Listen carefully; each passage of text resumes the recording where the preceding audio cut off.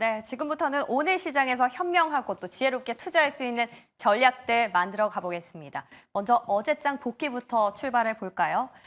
일단 양대 지수 모두 오르긴 올랐습니다. 근데 또 그만큼 체감은 좀 어려웠을 것이 바로 특정 섹터들의 좀 매기가 쏠렸기 때문인데요. 따라서 포트폴리오에 이 업종이 없었던 분들의 경우에는 이 오름의 상승을 좀 덜 느끼셨을 수도 있을 것 같다는 생각이 듭니다. 자, 이렇게 하반기 이제 7월에 들어서면서 특정 섹터 바로 2차 전지와 바이오 쪽에 좀 수급이 들어오고 있는데 그러니까 성장주 쪽으로 분위기가 바뀌긴 바뀐 것 같은데 또 쉽사리 손이 나가지 않는 이유도 있죠. 바로 이 색깔이 좀 더 짙어질 것이냐 아니면 다시 회계해서 옅어질 수도 있지 않나라는 우려가 아직은 좀 덜 해소됐기 때문인데요. 오늘 이에 대해서 좀 고민과 또 해답을 얻는 시간 되시길 바라겠습니다. 자, 먼저 어제장 이슈가 넘쳐 흘렀었던 바이오부터 보시죠. 자, 일단 바이오 쪽 정말 눈이 많이 갑니다. 그동안 시장에서 참 주목을 많이 받았었던 비만 치료제였는데 어제는 바이든 대통령이 찬물을 끼얹었죠. 비만 치료제 가격 너무너무 지나칠 정도로 비싸기 때문에 이 가격을 낮추기 위해서 모든 걸 다 동원할 거다라고 밝힌 건데요. 그러면서 장중에 일라이릴리의 주가가 빠지기도 했습니다. 자, 그러다가 다시금 원상 복구가 된 이유는 다른 데 있었죠. 바로 알츠하이머 치료제라는 호재가 나왔기 때문인데요. FDA에서 일라이릴리의 알츠하이머 치료제인 도나네맙을 승인했다고 밝혔습니다. 이 도나네맙이 출시될 경우에는 키술라로 불릴 예정이라서 제가 여기 참고로 적어놨는데요. 자, 그러면서 이제 알츠하이머 치료제 시장에서 원탑이었던 레켐비와 맞붙게 됐습니다. 자, 알츠하이머 시장 역시나 비만 시장과 마찬가지로 아주 성장성을 높게 평가받고 있습니다. 전 세계적으로 인구가 고령화되면서 이제 2027년까지 무려 이 성장성이 50조 원에 달할 거란 전망이 나오고 있는데요. 이런 시장에서 바로 이 두 기업이 투톱으로 맞붙게 되는 겁니다. 근데 이 도나네밥이 어제 승인을 받은 만큼 이제 최근에 출시가 되겠죠. 따라서 좀 더 업그레이드된 부분이 있는데요. 레켐비는 2주에 한 번 투약을 해야 한다면 도나네밥은 한 달에 한 번만 투여하면 된다는 장점이 있습니다. 대신에 가격도 좀 그만큼 비싸죠. 한 6,000불 정도 차이가 나는데 이렇게만 봤을 땐 우리가 또 가격에 체감이 잘 안 될 것 같아서 제가 비만 치료제와 좀 비교를 해봤습니다. 제파운드의 경우에는 한 12,000불, 위고비가 18,000불 정도 되면서 비만 치료제보다 알츠하이머 치료제가 한 2배에서 3배 정도 더 비싼 걸로 확인이 됐는데요. 이렇게 두 시장 모두 성장성을 높게 평가받고 있고 여기에 치료제 측면에서 봤을 땐 가격이 더 비싸다면 알츠하이머 치료제 쪽이 훨씬 더 고평가를 받아야 마땅할 것 같은데 주가의 흐름은 그렇지 못한 것 같습니다. 아직까지 바닥권에 있다고 해도 과언이 아닌데 이에 반해서 비만 치료제, 물론 지금까지는 이슈가 상당히 좋은 쪽으로 흘러갔었지만 어제 바이든 대통령의 찬물부터 오늘 새벽에는 또 눈이 실명될 수 있는 부작용을 일으킬 수 있다라는 논문까지 발표가 됐는데요. 그럼에도 시장에서는 인벤티지랩 3,000당 제약을 필두로 아직까지 시세가 좀 살아있는 것 같습니다.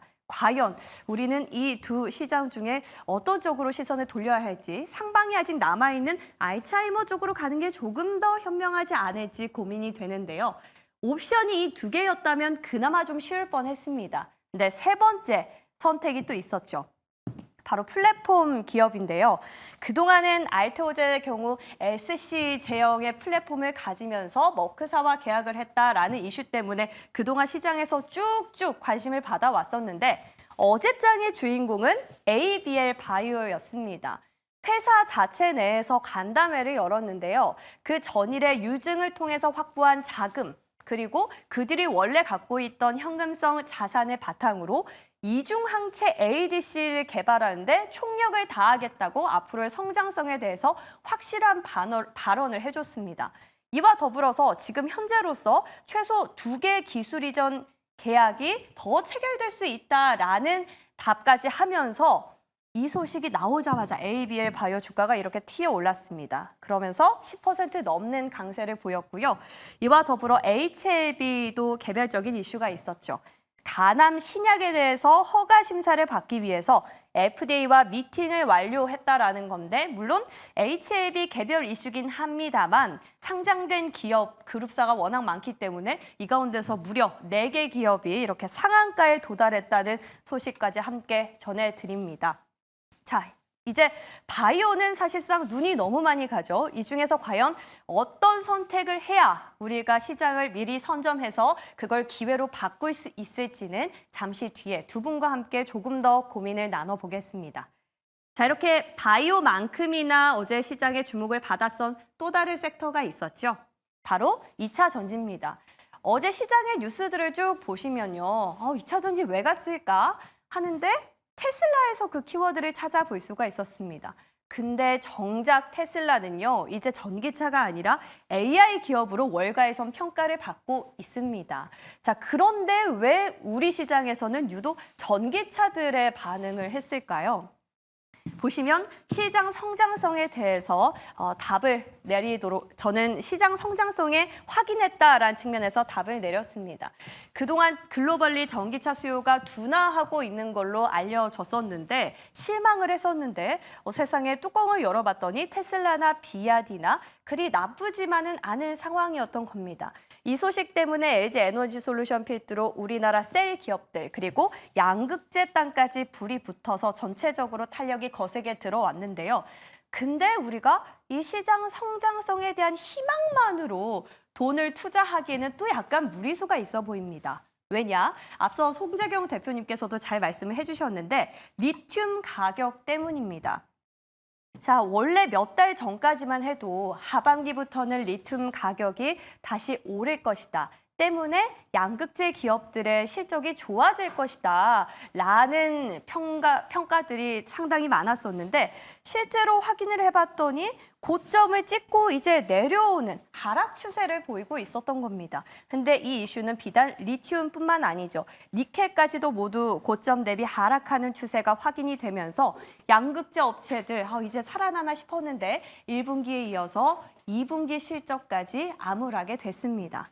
자, 그럼에도 불구하고 어제 우리 시장에서는 양극재 기업들의 상승세가 두드러졌단 말이죠. 자, 과연 우리는 이런 지표들을 어떻게 해석해야 될지, 그렇다면 2차 전지 그저 반짝 상승에 그칠 것인지 고민이 필요해 보입니다. 자, 이렇게 어제 테슬라 이슈에서 우리가 한 번쯤은 더 짚고 넘어가야 하는 리튬 같은 부분도 있었지만 또 다른 성장 동력을 찾을 수 있는 부분 또한 확인할 수 있었습니다. 바로 에너지 저장 장치인데요. 일단 테슬라의 경우에도 ESS 부문에서 전분기 대비 2배 이상 성장한 걸로 확인할 수가 있었고요. 테슬라 이슈뿐만 아니라 국내에서도 상당한 호재가 있었죠. 정부가 2030년까지 산업단지에 태양광을 보급하겠다고 밝힌 겁니다. 그런데 이 태양광의 경우에는 에너지 저장 장치를 필수 요소로 하기 때문에 같이 붙어서 가는 거죠. 이런 호재가 나오면서 관련주들 두 자릿수 넘는 급등세를 보였습니다. 자, 우리가 미래차 하면 전기차, 2차 전지에서 시작돼서 이제 새로운 성장 동력으로 ESS까지 확장이 됐는데요. 잠시 잊고 있었던 자율주행도 있습니다. 바로 테슬라는 이 2차 전지보다는 자율주행 그리고 로봇에 이미 더 포커스를 맞춰서 전환된 행보를 보이고 있었는데요.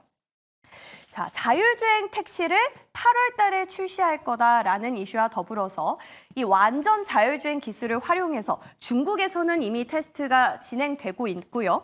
그리고 이 기술을 활용한 인간형 로봇까지 개발 중인 걸로 전해졌습니다. 그런데 비단 테슬라 이슈만은 아니었죠. 역시 ESS랑 마찬가지로 우리나라에서 국내 호재가 있었습니다. 국토부에서 연내 전국 자율주행 지도를 구축하겠다라고 밝힌 건데 이런 상당한 겹호재에도 불구하고 자율주행 관련주의 흐름은 그다지 돋보이진 않았습니다. 다만 2분기 실적에 대한 기대감까지 조금 얹어갈 수 있는 기업들을 제가 추려봤으니까요. 이 부분은 실적 기대감과 함께 자율주행 모멘텀 한번 확인해 보시면 좋겠습니다. 자, 이렇게 우리가 미래차 가운데서 그동안 조금은 낙폭이 컸었던 2차 전지의 골목에 가서 기다리고 있어야 할지 아니면 새로운 성장 동력인 ESS 쪽으로 살짝 고개를 틀어봐야 될지 그도 아니면 이제 완전히 새로운 자율주행 쪽으로 테슬라와 함께 맥을 같이 해봐야 될지 또 고민이 필요한 시점인데요. 두 분의 의견 잠시 뒤에 들어보도록 하겠습니다. 자, 이제 끝으로 좀 더 추가적으로 확인해야 할 이슈 짚어볼게요. 삼성전자 내일 잠정 실적 발표를 앞두고 있다고 거의 매일같이 언급을 하고 있는 것 같은데 그만큼 우리가 시장에 관심이 뜨거운 이유는 바로 여기 있는 것 같습니다. AI죠. 삼성전자도 SK하이닉스도 AI 쪽으로 확실히 방향의 가닥을 더 입지를 굳혀가는 모양새인데요. 일단 삼성전자 기존의 전기차와 자율주행 쪽에서 인공지능 AI 중심으로 사업을 재정비한다고 밝혔고요. SK하이닉스는 몸소 실천까지 하고 있습니다. 이천 공장에서 일부 라인을 HBM 쪽으로 전환한다고 밝힌 건데요. HBM이랑 AI 이슈야 그동안 정말 귀가 닳도록 들어서 이제는 좀 아시겠지만 여기서 좀 생각해봐야 할 거는 자율주행 쪽 아닌가 싶습니다. 차량용 반도체, 자율주행과도 관련주로 같이 묶여서 이동이 되는 만큼 삼성전자가 이런 파격적인 발언을 했을 때 과연 차량용 반도체 기업들에도 지각 변동이 일어날지 또 테슬라와 관련해서도 엮어볼 수 있으니까요. 이 부분에 대한 해답도 저희가 오늘 나눠보도록 하겠습니다. 자, 그럼 이제 의견 정리하러 가보시죠.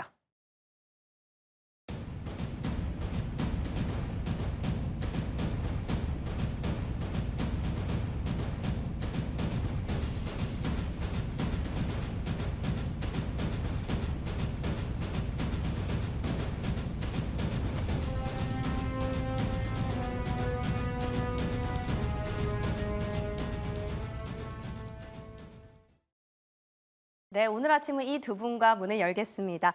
이지은 이지스탁 대표, 이주호 펀스탁 본부장 모셨어요. 어서 오세요. 안녕하세요. 네, 일단 너무너무 이슈가 많았고 볼거리가 많았던 바이오 쪽부터 체크해 보겠습니다. 그동안 비만 치료제가 정말 눈독을 많이 받았었는데 이제 갑자기 찬물이 착착 끼얹어지면서 알츠하이머 쪽을 봐야 되나라는 생각이 갑자기 들었거든요. 어떻게 보세요, 이지은 대표님? 네, 일단은 알츠하이머가 또 나오면서 네. 그동안 굉장히 가파르게 올랐던 비만 치료제 쪽에서의 수급 이동 현상이 나올까 봐 우려하신 분들이 계실 것 같은데 일단 관련해서는 같은 모멘텀 두 개 다 재료를 가지고 있는 기업들 위주로 보시면 좀 불안감이 해소되지 않을까라는 의견을 좀 드리고 싶고요. 일단은 비만 치료제와 치매 쪽은 이제 어쨌든 지금 현대인들이 굉장히 좀 겪고 있는 그런 고질적인 문제들인데 이 부분은 이제 지금 시대에서는 굉장히 필요한 그런 치료적인 부분이기 때문에 계속해서 주목도는 올라갈 거라고 생각이 들고요. 특히 비만 치료제 같은 경우에는 시장의 성장성도 있지만 최근에 위고비가 또 중국에서 승인을 받으면서 시장 확장성에 대한 크기가 이제는 더 훨씬 커질 수 있다. 왜냐하면 중국 인구가 예상보다 비만이 진짜 많아요. 미국보다 더 많아서 네. 1위의 국가이기 때문에 이 시장이 열린다는 거, 지금 일라일리의 또 약품도 중국 쪽 승인을 기다리고 있기 때문에 시장에 대한 확장성에 대해서는 계속 좀 기대감 가져갈 수 있을 거라고 보고 있고요. 방금 말씀드린 이제 두 가지의 모멘텀을 다 갖고 있는 대표적인 기업이 바로 펩트론이라는 기업인데 펩트론도 알츠하이머 쪽에서 지금 이제 이 회사가 갖고 있는 플랫폼이 약효 지속형 신약 을 플랫폼, 그러니까 더 좋게 지속될 수 있게 약의 흐름이 이거를 도와주는 건데 치매 쪽도 있지만 워낙 비만 치료제 쪽에서는 이 플랫폼으로 유명한 기업이고 이제 이 기술력을 가지고 치매 쪽으로도 엮일 수가 있고요. 또 인벤티지랩이란 기업과 유한양행도 지금 비만 치료제를 공동으로 개발을 하고 있는데 역시 두 기업 모두 치매 치료 관련된 모멘텀도 보유를 하고 있다라고 보시면 될 것 같습니다. 인벤티지랩은 시간 외에 전환 청구권 행사 이슈가 또 나와서 물론 4% 이상 빠졌더라고요. 네. 그래서 오늘 시장에서 어떻게 작용이 될지 모르겠지만 지금 발행 주식 총수 대비해서 3.6% 정도인데 이제 이슈가 크면 테마가 크면 또 소화해내고 가는 경우도 있기 때문에 오늘의 흐름이 굉장히 중요하지만 이 두 가지의 모멘텀을 다 가지고 있는 종목들 위주로 보시면 어떨까라는 의견을 드리고 싶습니다. 와, 정말 지혜로운 답변 같아요. A냐 B냐 여쭤봤는데 C라는 답을 주셨는데 그 펩트론이라는 기업이 치매나 비만뿐만 아니라 플랫폼 기업이잖아요. 네. 제가 다음 질문으로 플랫폼 여쭤보려고 그랬는데 네. 그동안 알테오젠 대장으로 가다가 어제는 갑자기 ABL 쪽에서 급등이 나왔어요. 네. 근데 펩트론까지 주셨는데 혹시 우리 본부장님도 이 바이오 쪽 안에서 크게 보자고 하면 뭐 보시나요? 네, 저도 뭐 뭐 보시겠어요? 지금 뭐 같은 의견인데, 네. 근데 이제 얘기를 하셨으니까 저는 이쪽을 좀 얘기하면 플랫폼 얘기가 나와서 말씀을 드리는 건데, 네. 그 미국의 빅테크 기업들이 성장했던 배경이 플랫폼입니다. 그러니까 무슨 말이냐면 마이크로소프트도 그렇고요, 구글도 그렇고요, 클라우드 서비스라는 그런 플랫폼 이거 아, 가지고 그쵸. 빅테크 기업들이 성장해 왔어요. 어. 그리고 이 플랫폼이라는 용어 자체가 좀 뭐 생소하거나 어려우실 수도 있는데 간단하게 말씀드리면 지금 우리가 사용하고 있는 흔히 그 네이버 클라우드 있죠? 그런 게 플랫폼이라고 보시면 됩니다. 아. 그러니까 그런 식인데 그럼 뭐 조금 더 가면은 마이크로소프트가 뭘로 돈 벌었죠? 윈도우즈. 아, 그렇죠. 그렇죠. 근데 데스크탑을 사용하시는 사람이 하는 사람이 윈도우 안 쓰는 사람이 있나요? 없습니다. 그렇죠. 거의 없습니다. 뭐 아. 소수의 개발자들, 뭐 리눅스를 사용하거나 아니면 맥을 사용하는 뭐 그런 일부 소수 이용자들 제외하고는 네. 대부분의 다 그쵸, 윈도우를 회사도 쓰죠. 그렇고. 윈도우를 쓰기 때문에 네. 그런 플랫폼 사업이 정말 그 기업들의 성장성을 바탕을 깔아줬던 그거기 때문에 바이오도 이러한 흐름이 지금 나오고 있다 저는 이렇게 생각을 하고 있습니다. 그렇기 때문에 이런 하나의 플랫폼을 가지고 자체적으로 확장이 가능하고 이러한 점에 있어서 저는 앞으로의 바이오는 이런 플랫폼 사업을 하고 있는 그 기업들이 주도하지 않을까. 그래서 알테오젠이 그렇게 많이 올라갔고 지금 비만 치료제 관련해서도 이중항체도 이러한 개념이 적용이 되면서 올라가고 있다 이렇게 보고 있거든요. 그렇기 때문에 네.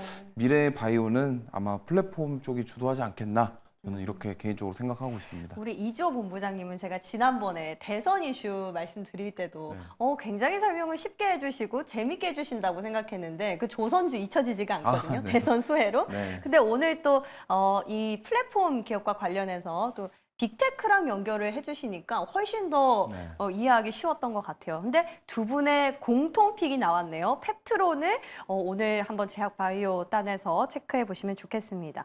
자, 그리고 이제 2차 전지 쪽으로 넘어가 볼까요? 어제 이제 테슬라 이슈 때문에 반짝 상승은 한 것 같아요. 근데 이 네. 흐름대로라면 오늘도 가야 하는데 제가 보다 보니까 리튬 가격이 아니 많이 빠졌던데요. 1분기랑 비슷하던데 이거 이대로 그냥 테슬라 발로 묶고 넘어갈 수 있는 건가요? 이게 사실 지금 테슬라가 오른 게 네. 어떤 뭐 차량 인도량이 좀 늘었다 이런 부분 말고 네. 어떤 뭔가 실적이 잘 나올 것이다 이런 부분 때문에 올라간 게 아니라 제가 봤을 때는 좀 어느 정도 뭐랄까요 기대감이 좀 과하게 들어오지 않았나 저는 이렇게 생각을 하고 있어요. 실망이 네. 컸기 때문에. 네, 그동안 그러니까 이런 거죠. 꼴찌를 하던 학생이 갑자기 네.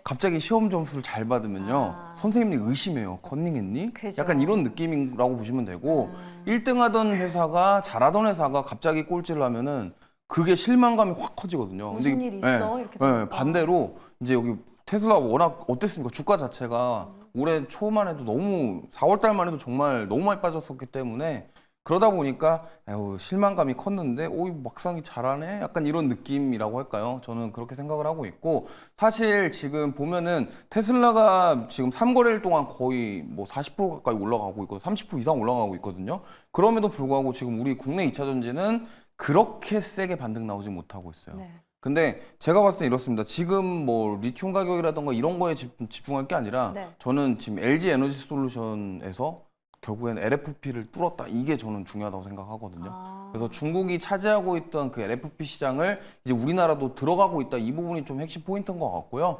그래서 저는 오히려 좀 LFP와 관련된 기업들을 좀 보시면 어떨까 이렇게 생각을 하고 있고 저게 의미가 있는 게 원래 지금 중국에서 지배하고 있었고 그리고 LFP 배터리 같은 경우는 저가형 자동차에 사용이 많이 된단 말이에요. 그렇기 때문에 이제 만약에 LG엔솔에서 저거 포문을 열었다. 그러면 이제 우리나라 기업들 중에서 뭔가 양극재, LFP 양극재를 이제 양산하는 기업들이 뭐 말은 나오고 있습니다만 실제로 납품을 하는 기업까지 나온다고 한다면 그때 이제 2차 전지 주들이 지금도 조금 움직이고 있지만 앞으로의 그런 업황 회복 플러스 이제 LFP 플러스 이제 내년에는 또 원통형 배터리까지 이런 식으로 흘러가는 그림이 나오지 않을까 생각을 하고 있고요. 다만 이제 중요한 것은 이게 데드캣 바운스냐 아니냐는 좀 확인이 필요하다. 네. 그리고 테슬라의 이 급등이 결국엔 실적 발표에 대한 것도 있기 때문에 그럼 앞으로 추이는 조금 지켜봐야 되지 않겠나 이렇게 좀 생각하고 있습니다. 네, 뭐 그와 관련해서 혹시 탑픽이 있으면 짧게 언급 부탁드릴게요. 네, 저는 뭐 이거는 좀 LNF 오늘 가져왔는데요. 사실 네. 뭐 지금 LFP 관련해가지고 그건 아니고 뭐 예. 아니고 예. 뭐 LNF가 지금 LFP 관련해서 뭔가를 하고 있어요.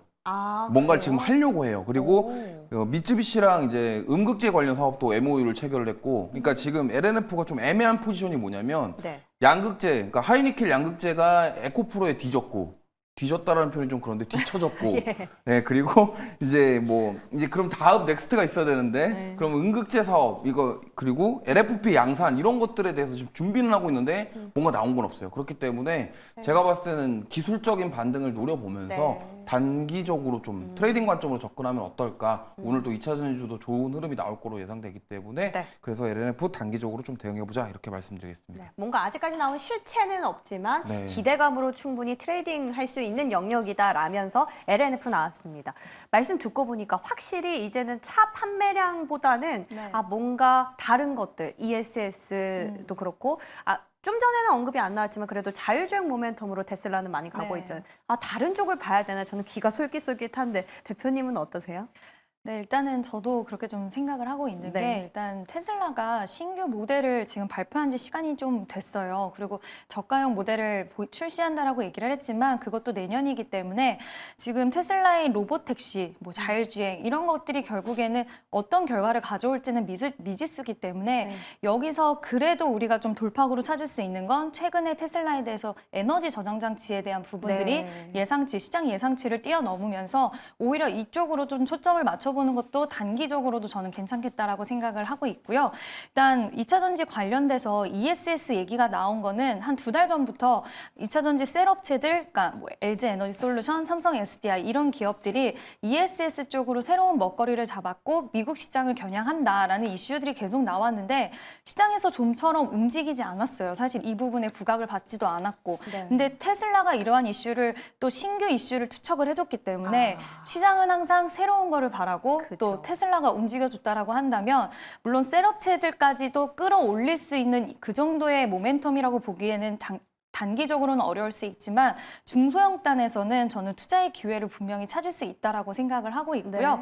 네. 2차 전지는 일단은 저도 좀 비슷한 게 지금은 좀 지켜봐야 되는 때라고 저는 개인적으로도 생각을 해서 이게 가격 인하 그리고 인센티브나 이런 보조금 사람들에게 싸게 팔았기 때문에 이익단에서는 아직까지 좀 좋은 건 없을 수 있다라고 생각해요. 23일에 이제 실적이 나왔을 때 마진에 대한 부분들도 한번 분명히 체크를 해야 된다라고 생각이 들기 때문에 저도 아직은 기대감이라고 생각하는 부분 요소가 더 커서 2차 전지 전반적으로는 안 좋다는 아니고 가격 메리트도 있지만 좀 더 긴 호흡을 가지고 좀 확인을 하면서 가자라고 말씀을 드리고 싶고요. 단기적으로는 ESS가 새로운 먹거리로 또 지금 부각을 계속 받고 있어서 이쪽으로 좀 보시면 그래도 빠르게 좀 좋은 네, 결과치를 만들어낼 수 있지 않을까라고 네. 생각을 하고 네, 있습니다. 어떤 새로운 모멘텀 측면에서 ESS 굉장히 좋은 것 같은데 국내에서는 근데 투자할 만한 종목이 많이 없지 않나요? 일단은 어제 시장에서 강했던 종목이 이제 한중. 네, 맞죠. 그거랑 서진 시스템이 이제 예. 강했는데 서진 시스템이 어떻게 보면 약간 대장격으로 지금 움직이고 있어요. 아. 근데 오늘 서진 시스템도 굉장히 매력적으로 보이기는 했지만 일단 한중 이 이름 좀 어렵다고요. NCS라는 기업이 이제 삼성 SDI랑 굉장히 밀접하게 지금 ESS 사업을 영위를 하고 있는데 테슬라와 경쟁 구도를 가지고 가고 있다라는 이슈도 어저께 좀 나온 상황이기 때문에 오히려 삼성 SDI 같은 경우에는 그 과정에서 더 부각도가 높아질 수 있고 같이 일을 하는 한중 NCS 같은 경우에 더 부각도가 높아질 수 있다라고 보고요. 국내에서 유일하게 순행식 ESS 냉각 시스템 양산화에 성공을 했기 때문에 이 유일이라는 단어가 시장에서는 지금 최근에 좀 빠졌다가 다시 반등이 나와줬는데 일단은 이 두 종목 좀 보시면 어떨까 저는 이렇게 개인적으로 생각을 하고 있습니다. 네, 새로운 모멘텀인 ESS 관련해서는 두 가지로 좁혀졌습니다. 자, 그리고 말씀 나온 김에 오늘 자율주행 속보도 있었고요. 삼성전자가 이렇게 조금 방향을 트는 데에 대해서 자율주행 쪽에 지각 변동은 없을까요? 관련주들요. 움직임이 충분히 나올 수 있다라고 생각합니다. 왜냐면 네. 기술적으로 봤을 때 지금 너무 많이 밀렸어요. 그죠? 근데 요거를 그런 걸로만 보지 말고 삼성전자 입장에서 좀 본다고 한다면요. 네. 사실 승부를 이제 볼 때가 됐다. 왜냐면 HBM에 뒤쳐졌고 CXL도 지금 내년 준비하고 있고 그럼 삼성전자가 지금 뭔가 뭐 끌어올려 줄 만한 뭔가가 나와줘야 되는데 그런 가능성을 찾고 있다 이렇게 보시면 되겠고요. 자율주행 당연히 앞으로 미래 먹거리 산업 중에 하나고 뭐 해결해야 될 숙제 중에 하나입니다. 그렇기 때문에 제가 봤을 땐 지금 기술적으로 많이 조정이 나왔는데 앞으로도 충분히 가능성이 있다. 그 중에서 뭐 굳이 하나 뽑자면은 저는 HL 만도가 좋다라고 보고 있습니다. 왜냐하면 자율주행 사업, ADAS 사업도 하고 네, 있고요. 네. 자동차 부품주도 요즘에 흐름 좋잖아요. 그죠. 그렇기 때문에 이러한 부분들 실적 모멘텀과 같이 가지고 있어서 저는 HL 만도가 좀 자율주행 쪽으로 한번 보시면 좋지 않을까 이렇게 말씀드리고 네, 있습니다. 이게 속보가 나와가지고 자율주행 관련해서 삼성전자가 판도를 바꿀 것이냐. 어쨌든 그런 기업들한테는 기회가 될 것이다라는 거고 HL 만도까지 최고입니다. 감사합니다. 자, 끝으로 삼성전자 D-1입니다. 짧게 한번 들어볼게요. 오늘 폭풍 전야일까요? 네, 일단은 삼성전자 영업이익이 8조 넘을 거라고 보고 있고요. 일단 굉장히 중요한 키워드는 결국에는 이제 주도주를 누가 가져갈 것인가. 지금 테슬라가 올라오기 때문에 2차 전지 종목들이 이대로 주도를 해서 시장을 끌어갈 것인가, 아니면 삼성전자의 실적 발표가 이제 트리거가 돼서 통상 발표하고 나서 많이 빠졌거든요. 오히려 빠지긴 했었지만 이번에 만약에 엔비디아도 어저께 분위기가 좋았기 때문에 삼성전자가 여기서 실적까지 잘 보인다라고 한다면 다시 주도주의 흐름을 반도체가 뺏어올 수 있지 않을까라는 부분이 저는 관전 포인트라고 생각을 하고 있고, 지금 뭐 디램에서는 워낙 물량으로 삼성전자가 강자이기 때문에 이번에 마이크론 실적에서 HBM이 이제 수익성이 높고 그리고 낸드 쪽도 잘 팔리고 있다. 기업용 낸드도 결국에는 삼성전자가 가격이 올라가면 올라갈수록 가장 수혜를 받을 수 있는 구조를 가지고 있기 때문에 이제 퀄테스트 통과를 못해서 HBM 쪽이 상당히 아쉽기는 하지만 네. 그 부분이 물론 통과가 돼야지 10만 전자 각오한다고 개인적으로는 생각을 하지만 일단은 시장에서 원하는 이상의 그 퍼포먼스를 보여준다라고 한다면 네. 주도주의 흐름이 바뀔 수도 있지 않을까. 저는 이 부분을 좀 염두하고 보시는 게 가장 키포인트가 되지 않을까 생각을 합니다. 네, 뭐 반도체부터 바이오, 2차 전지, 자율주행까지 시장에 볼 게 참 많네요. 그 말은 다시 기회가 많다는 거겠죠? 오늘 두 분 말씀이 큰 힘이 될 것 같습니다. 고맙습니다.